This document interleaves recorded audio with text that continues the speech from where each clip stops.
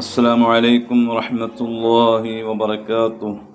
ബിസ്മില്ലാഹി വൽഹംദുലില്ലാഹി വസ്സലാത്തു വസ്സലാമു അലാ റസൂലില്ലാഹി വഅലാ ആലിഹി വഅസ്ഹാബിഹി അൽഫായിസീന ബിറിദല്ലാഹി അമ്മാ ബഅദ്. ഫിഖ്ഹ് പാഠം 352. താൻ വിവാഹിക്കുന്ന പെണ്ണ് വലൂദാവൽ സുന്നത്തുണ്ട്, വദൂദാവലും സുന്നത്തുണ്ട്.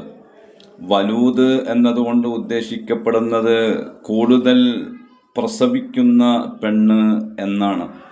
വദൂദ് കൊണ്ട് ഉദ്ദേശിക്കപ്പെടുന്നത് ഭർത്താവിനെ ഏറെ സ്നേഹിക്കുന്ന, ഇഷ്ടപ്പെടുന്ന, ഭർത്താവിനോട് സ്നേഹത്തോടെ കഴിയാൻ പാകത്തിലുള്ള പെണ്ണ് എന്നാണ്.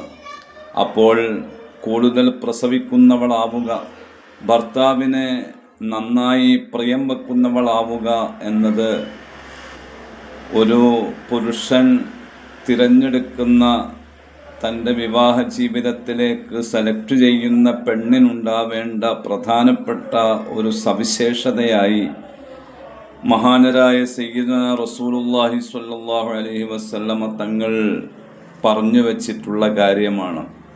അത്തരം സ്ത്രീകളെ സെലക്ട് ചെയ്യുന്നത് പ്രത്യേകം സുന്നത്താണ്.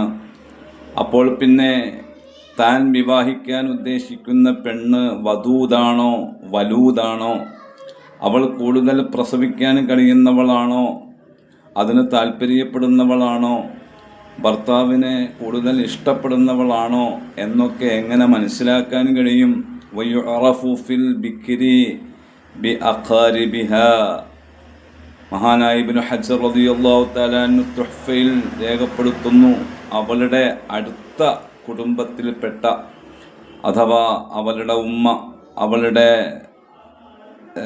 ജ്യേഷ്ഠ സഹോദരി, അവളുടെ അമ്മാവി, അങ്ങനെ തുടങ്ങി അവളുടെ അടുത്ത കുടുംബത്തിൽപ്പെട്ട മറ്റു പെണ്ണുങ്ങളെ കുറിച്ച് മനസ്സിലാക്കിയാൽ ഇത് മനസ്സിലാക്കാൻ സാധിക്കും എന്നാണ്.